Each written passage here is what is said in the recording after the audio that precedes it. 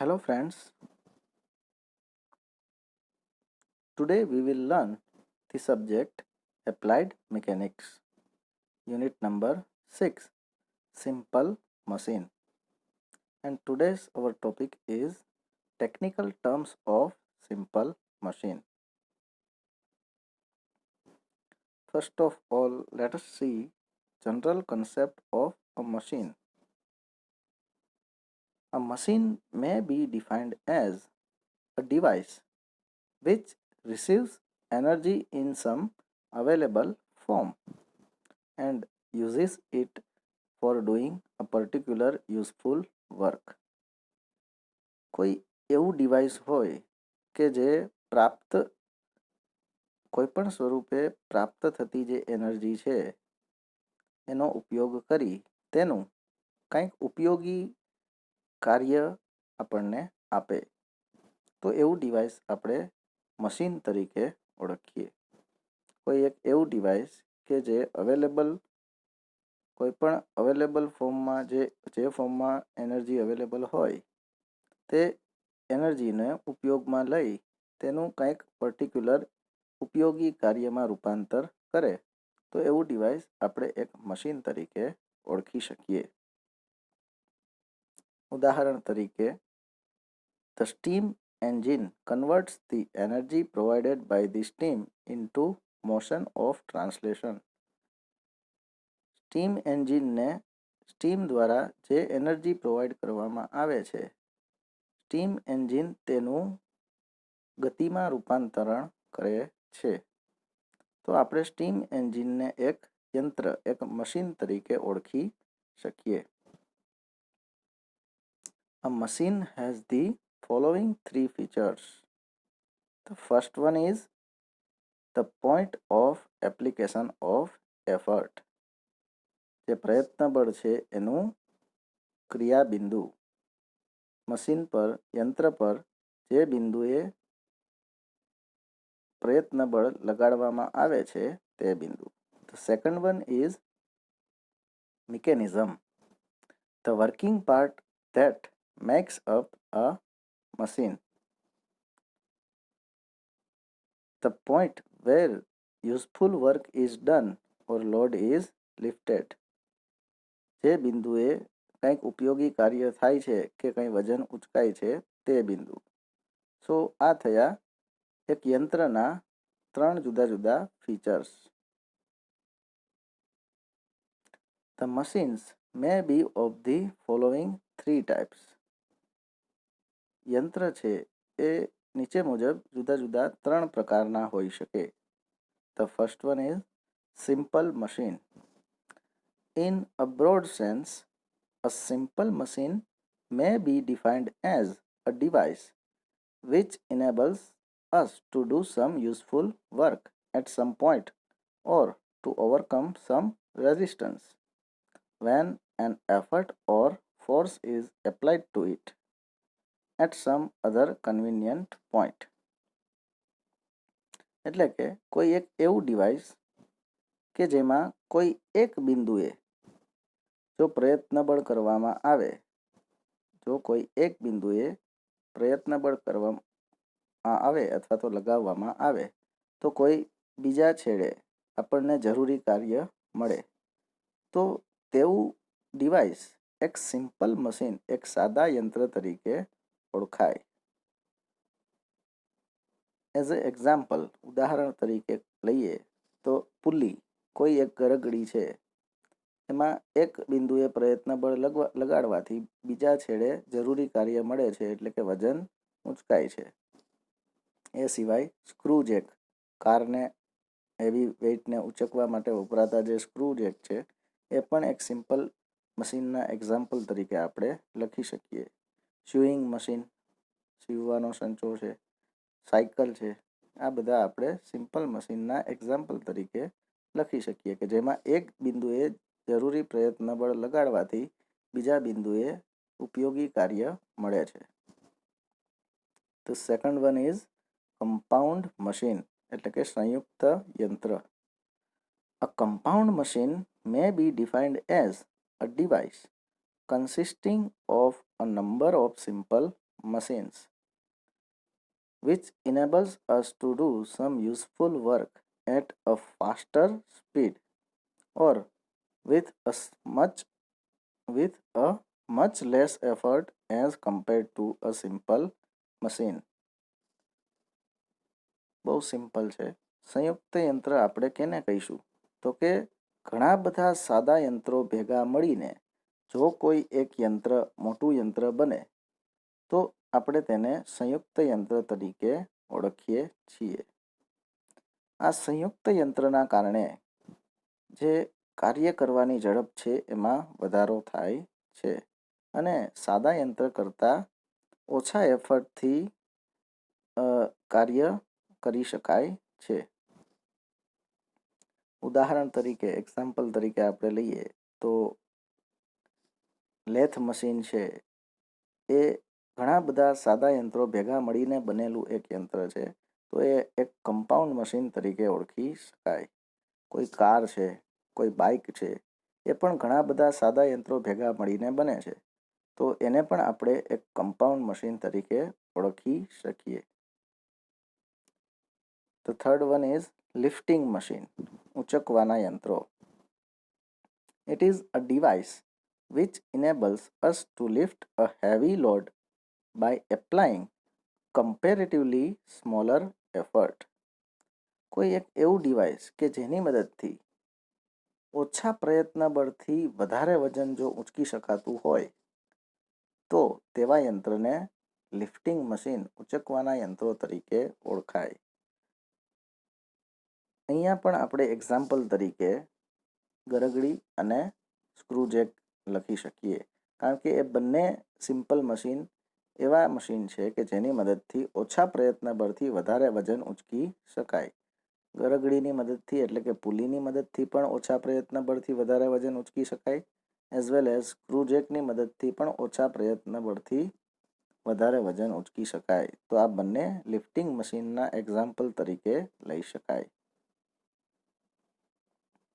Now let us see some technical terms of simple machine.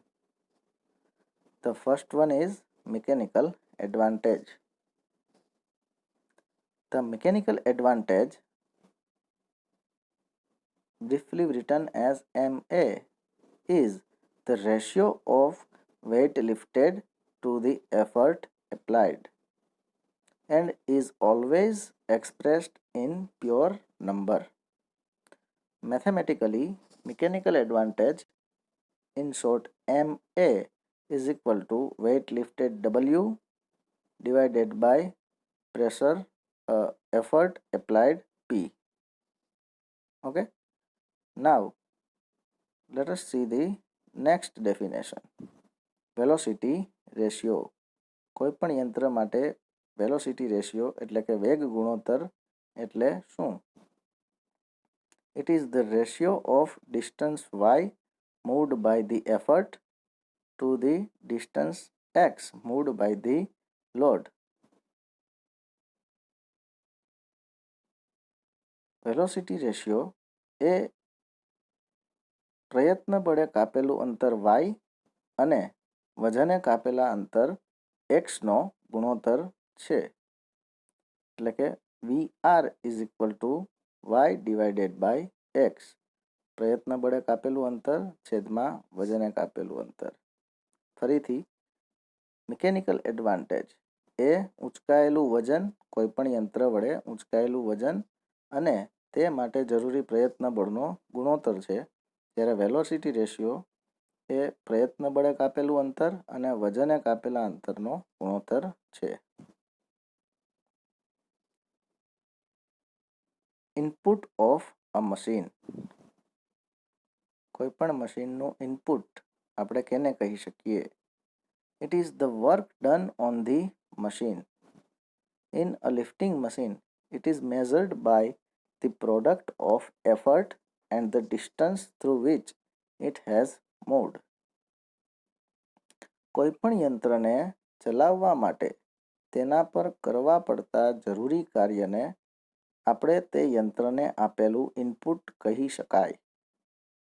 હવે આ input મેળવવા માટે આપણે પી જેટલું પ્રયત્ન બળ લગાડીએ છીએ અને આ પ્રયત્ન બળ વાય જેટલું સ્થાનાંતર કરે છે. તો કાર્યની વ્યાખ્યા મુજબ આ યંત્ર પર કરવું પડતું કાર્ય છે એ બળ ગુણ્યા સ્થાનાંતરની મદદથી મેળવી શકાય. તો એ કાર્યની વ્યાખ્યા મુજબ ઇનપુટ છે એ પી ઇન્ટુ વાય એટલે કે બાહ્ય બળ જે લગાડવામાં આવે છે એ અને તેણે બાહ્ય બળે કાપેલું અંતર વાય એના ગુણાકાર સ્વરૂપે લઈ શકાય એટલે કે input is equal to P into Y. The next one is output of a machine. It is the actual work done by the machine. In a lifting machine, it is measured by the product of the weight lifted and the distance through which it has been lifted. કોઈપણ યંત્રનું output આપણે કેને કહી શકીએ?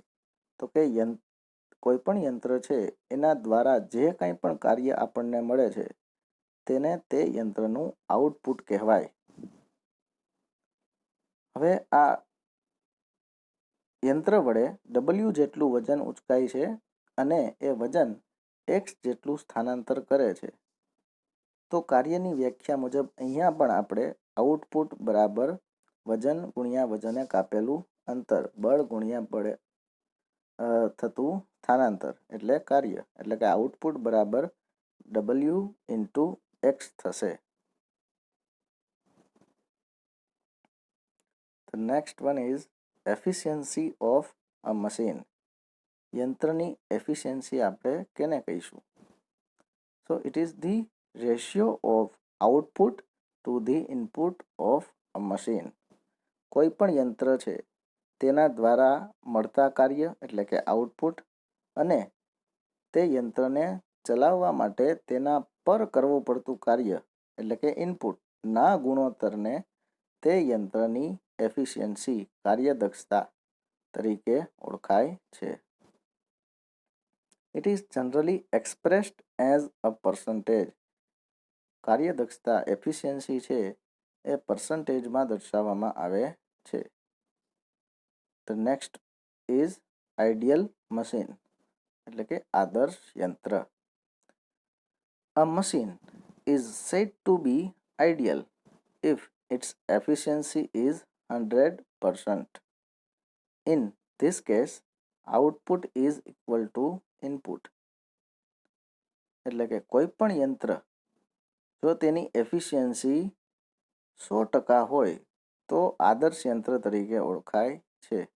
હવે 100% efficiency ક્યારે થાય? તો આપણે ઉપર જે એફિશિયન્સીનું ઇક્વેશન જોઈ ગયા, વ્યાખ્યા જોઈ ગયા તે મુજબ એફિશિયન્સી 100% ત્યારે જ મળે કે જ્યારે ઇનપુટ અને આઉટપુટના મૂલ્ય સરખા હોય. આ ઉપરાંત ઇનપુટ અને આઉટપુટ ક્યારે સરખા મળે? તો કે જો યંત્રમાં ઘર્ષણ બિલકુલ ન લાગતું હોય, યંત્ર ઘર્ષણ રહિત હોય તો જેટલું ઇનપુટ આપવામાં આવે તેટલું પૂરેપૂરું આઉટપુટ મળશે. તો આઈડિયલ મશીન એટલે કે આદર્શ યંત્રની વ્યાખ્યા આપણે આ રીતે સ્પષ્ટ આપી શકીએ કે જો કોઈ યંત્રમાં બિલકુલ ઘર્ષણ ન લાગતું હોય, તે યંત્ર માટે ઇનપુટ બરાબર આઉટપુટ હોય એટલે કે એફિશિયન્સી 100% હોય તો તેવા યંત્રને આપણે આદર્શ યંત્ર આઈડિયલ મશીન તરીકે ઓળખી શકીએ. નેક્સ્ટ, રિવર્સિબલ મશીન પરિવર્તી યંત્ર. Sometimes a machine is also capable of doing some work in the reverse direction after the effort is removed. ઘણી વખત પ્રયત્ન બળ દૂર કર્યા બાદ કોઈપણ યંત્ર છે એ ઉલટી દિશામાં પોતાની જાતે કાર્ય કરવા માટે સક્ષમ હોય છે. Such a machine is called a reversible machine. આવા યંત્ર છે એ રિવર્સિબલ મશીન એટલે કે પરિવર્તી યંત્ર તરીકે ઓળખાય છે. And its action is known as reversibility of the machine. કોઈપણ યંત્ર છે તેના પરથી જો પ્રયત્ન બળ દૂર કરવામાં આવે તો જો યંત્ર ઉલટી દિશામાં કાર્ય કરે અને જે વજન છે એ ફરીથી મૂળ સ્થિતિમાં લાવવાનો પ્રયત્ન કરે તો તેવું યંત્ર રિવર્સિબલ મશીન તરીકે ઓળખાય, પરિવર્તી યંત્ર તરીકે ઓળખાય. Next is non reversible, irreversible or a self locking machine. Okay, different words ખાસ યાદ રાખજો. Non reversible machine irreversible machine કે સેલ્ફ લોકિંગ મશીન ત્રણેય એક જ થશે. When the machine is not capable of doing any work in the reverse direction after the effort is removed. પ્રયત્ન બળ દૂર કર્યા બાદ યંત્ર ઉલટી દિશામાં જો કાર્ય કરી શકતું ના હોય અને વજનને ફરીથી મૂળ પરિસ્થિતિમાં લાવી ના શકે તો તેવું યંત્ર સેલ્ફ લોકિંગ મશીન અથવા તો નોન રિવર્સિબલ મશીન અથવા તો ઇરરિવર્સિબલ મશીન તરીકે ઓળખાય છે. The condition for a machine to be self-locking is that its efficiency should not be more than 50%. એટલે કે કોઈ પણ યંત્રને આપણે સેલ્ફ લોકિંગ કે ઇરરિવર્સિબલ કે નોન રિવર્સિબલ ક્યારે કહી શકીએ કે જ્યારે તેની એફિશિયન્સી 50% કરતાં ઓછી હોય તો આપણે તેવા યંત્રને સેલ્ફ લોકિંગ મશીન કહી શકીએ. અને એ જ રીતે રિવર્સિબલ મશીન છે એ આપણે કોઈ યંત્રને ક્યારે કહી શકીએ તો કે જ્યારે તેની એફિશિયન્સી 50% કરતાં વધારે હોય તો તે યંત્ર રિવર્સિબલ છે એવું માનવામાં આવે છે. Next, relation between mechanical advantage, velocity ratio and efficiency. Let W is equal to load lifted by the machine. એટલે કે W છે એ યંત્ર દ્વારા ઉંચકાયેલું વજન છે. P છે એ effort required to lift the load, એટલે કે વજનને ઉંચકવા માટે જરૂરી પ્રયત્ન બળ છે. Y એ પ્રયત્ન બળે કાપેલું અંતર છે, distance moved by the effort in lifting the load. અને જે X છે એ distance moved by the load, એટલે કે વજન દ્વારા કાપવામાં આવેલું અંતર. We know that આપણે જાણીએ છીએ કે mechanical advantage is equal two weight lifted W divided by external force applied, effort applied. MA is equal to W divided by P and velocity ratio is equal to Y divided by X. We also know that input of a machine is equal to P into Y, effort applied, into distance through which the effort has moved. So it is input is equal to P into Y, which we have already seen. Output of a machine is equal to load lifted into distance through which the load has been lifted. So it will be W into X. Output is equal to W into X. Now put both the values of input and output in the equation of efficiency of a machine. So efficiency is equal to output divided by input. Now output is W into X and input is P into Y. Now we can write W into X divided by P into Y as W divided by P divided by Y divided by X. So W divided by P is mechanical advantage and Y divided by X is velocity ratio. So the efficiency, mechanical advantage and velocity ratio વચ્ચેનો સંબંધ efficiency is equal to MA divided by VR થશે.